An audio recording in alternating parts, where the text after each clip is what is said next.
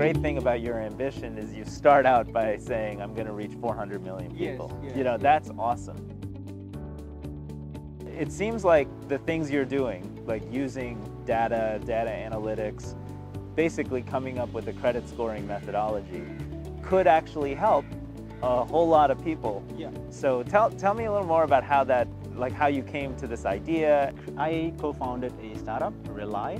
For me, finance plays an important role from the entire life stage of individual. My humble beginnings inspired me to devote part of my life to a passion that I'm very passionate about, which is financial inclusion.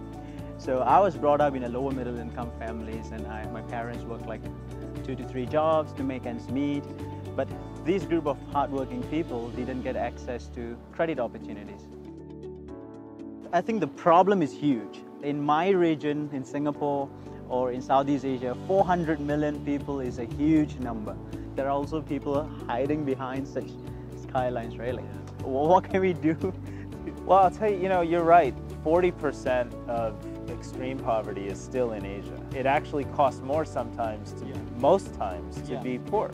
The biggest example of that is credit, right? Because you either don't have access to credit or you have credit that comes from money lenders that take advantage of the fact that you don't have access to credit. But I'm hoping that a lot of young people who develop these skills, like you, will want to use those skills to really fight on behalf of those who are vulnerable and reach those who otherwise don't have as much opportunity. And I think your efforts are going to make a huge difference.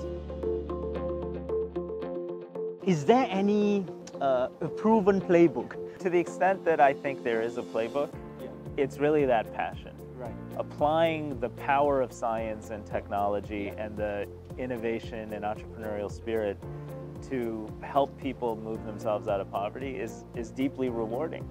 And when you get to do something that's your passion, you're just more happy.